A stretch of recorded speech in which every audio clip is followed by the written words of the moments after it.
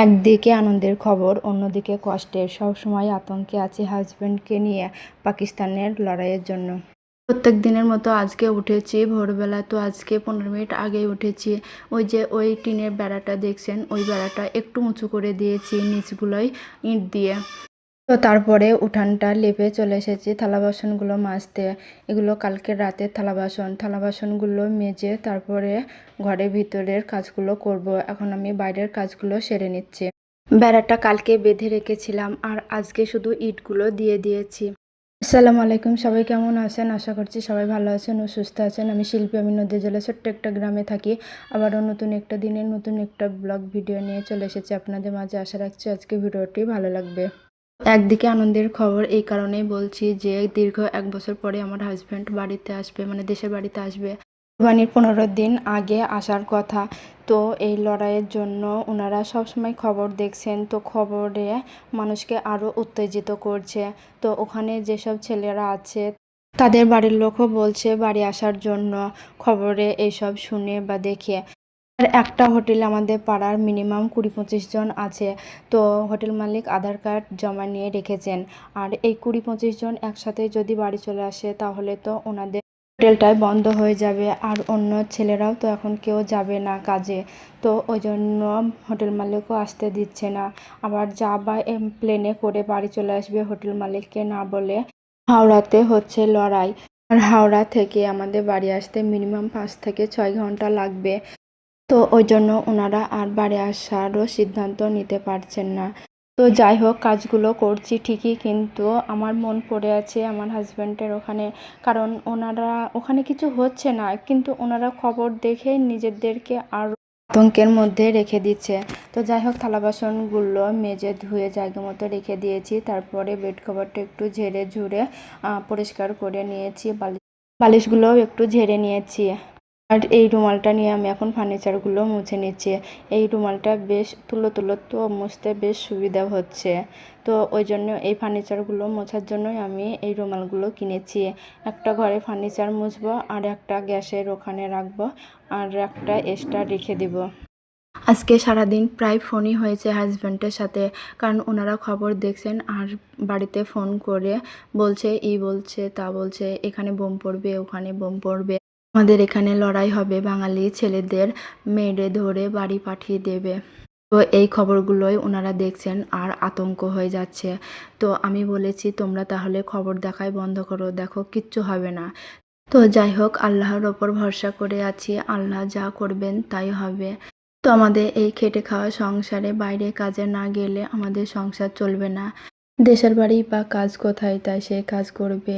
মাঠে চাষ, মাঠে তো কদিন হবে, 2 মাস নিড়ানো আর ধান কাটার সময় হবে, আর 2 মাস হবে পাট কাটার সময়। বাকি টাইম বসেই কাটাতে হবে। তো যাই হোক, আমরা নারী, আমাদের সবই করতে হবে। মাথায় টেনশন নিয়েও কাজ করতে হবে, অসুস্থ শরীরেও কাজ করতে হবে। যত যাই হোক, আমাদের সংসারের কাজগুলো সেই আমাদেরই করতে হবে। তো তার জন্য আমি তাড়াতাড়ি একটু করছি। আমার ছেলেকে নিয়ে এবার যাব স্কুলে, কারণ এগুলো তো করতেই হবে। এগুলো না করলে সেই আমাকেই পরে করতে হবে। যতই আমি টেনশন করি আর যতই আমি অসুস্থ হয়ে থাকি, সেই কাজগুলো আমাকেই করতে হবে। তো তার জন্য আমি আর বসে না থেকে কাজগুলোই করছি। কিন্তু কাজগুলো করলেও আমার মাথায় অনেক টেনশন হচ্ছে। তো যাই হোক, টেনশন করে আর কি করব। আল্লাহ তাআলা যা করবেন, ভাগ্যে যা লিখে রেখেছেন তাই হবে। আমি খুব ছোট থেকেই আল্লাহর ওপর বিশ্বাস করি ও ভরসা করি। আর আমি সবসময় ভাবি আল্লাহ যা করবেন ভালোর জন্যই করবেন। তো আল্লাহর উপর ছেড়ে দিয়েছি, আল্লাহ যা করবে ভালোই করবে। আর এই কদিন খুব গরম পড়ছে, রোদও হচ্ছে, গরমও খুব পড়ছে। তো তার জন্য আমি ঘরটা 2বার করে মুছি, সকালবেলা একবার মুছি, সন্ধ্যাবেলা একবার করে মুছি। এতে করে ঘরটা একটু ঠান্ডা থাকে। আর এই সকাল থেকে এই কাজগুলো আমি একটু তাড়াতাড়ি করেই করি, না হলে ওদিকে আবার আমার ছোট ছেলেকে নিয়ে স্কুলে যেতে পারবো না। তো আগে আমি ঘরটা মুছে নেব, তারপর গোসলটা সেরে নেব। সকালবেলা উঠান লেপেছি, এতগুলো কাজ করে।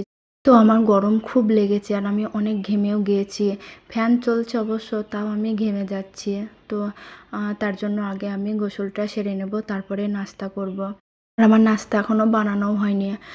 সেই ভোরবেলা উঠে এতগুলো কাজ একটানাই করে গেছি, একটুও বসিনি। তো যাই হোক, গোসল করে নাস্তা বানিয়ে নাস্তাটাও খেয়ে নিচ্ছে। তারপরে যাব আমার ছেলেকে নিয়ে স্কুলে। আর হোটেলের যে 25 জন ছেলে আছে সেই 25 জন ছেলেকে আমার হাজব্যান্ডটি বাড়ি থেকে নিয়ে গেছে। মানে উনি কাজ দেখেছে, দিয়ে বলেছে যে তোমরা এখানে আসবে কাজ করতে। তো ওনারা বলেছে হ্যাঁ যে যাব। তো ওই জন্য ওরা বাড়ি থেকে কাজে গেছে। এখন এরকম সমস্যা দেখে সবাই আমার হাজব্যান্ডকেই চাপ দিচ্ছে যে তুমি দায়িত্ব করে নিয়ে গেছো, তুমি দায়িত্ব করে বাড়িতে নিয়ে এসো। তো আমার হাজব্যান্ড বলছে যে আমি তো আর ওদের সাথে করে নিয়ে আসিনি, আমার কাজ দেখার দরকার, আমি কাজ দেখিয়ে দিয়েছি। এবার যদি এখানে এসে বিপদ হয় তাহলে আর আমি কি করব। বিপদ তো আর হয়নি, ওনারাই নিজে নিজে বিপদটা করে নিচ্ছে।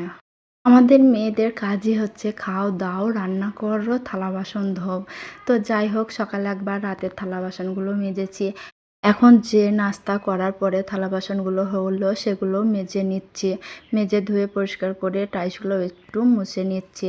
তারপরে আবার দুপুরবেলা রান্না করে খাওয়া দাওয়া করে আবার হাঁড়ি পাতিলগুলো হবে, থালা বাসনগুলো হবে, সেগুলো আবার বিকালে মাজবো। তো নাস্তা খাওয়ার পরে আমি থালা বাসনগুলো মাজে নিই, ওই জন্য এখন থালা বাসনগুলো মেজে নিচ্ছি, সাথে একটু রান্নাঘরটা মুছেও নিচ্ছি।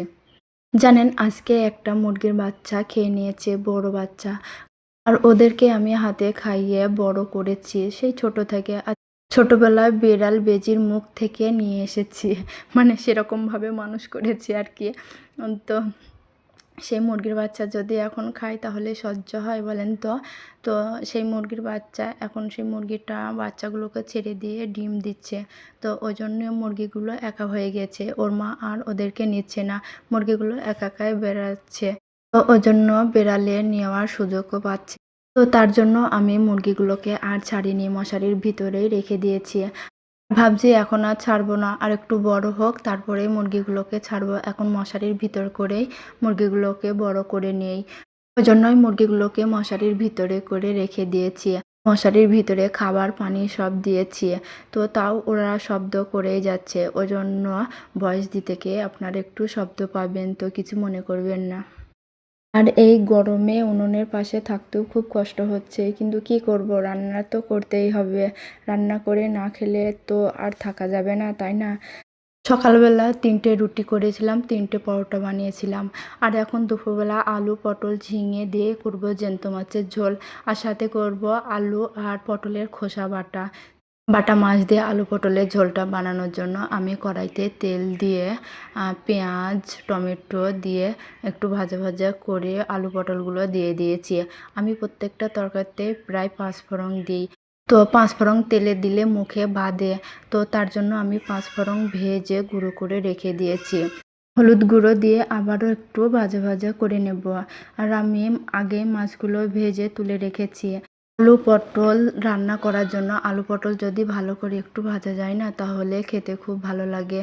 তো ওই জন্যই আমি আলু পটলটা একটু ভালো করে ভেজে নিচ্ছি। তারপরে ঝোলের জন্য পানি দিয়ে ঝোলটা ফুটে উঠলে আমি মাছগুলো দিয়ে দেব। আলু পটলের খোসাটা বাটার জন্য আমি কড়াইতে সরিষার তেল, পেঁয়াজ, রসুন, কাঁচা লঙ্কা দিয়ে আলু পটলের খোসাগুলো দিয়ে দিয়েছিলাম। তারপরে 7-8 মিনিট ভাজা ভাজা করে আমি শিলবাটায় বেটে নিয়েছিলাম। বাটা হয়ে গেলে 1 চামচ সরিষার তেল দিয়ে একটু মিশিয়ে গরম ভাতের সাথে খেতে খুব টেস্টি হয়েছিল। আর ওতেই 1 থালা ভাত খাওয়া যেত। যাই হোক, ঠান্ডা পানি গরম পানি মিশিয়ে নিলাম জগের ভিতরে। তো এবার আমি খেতে থাকি।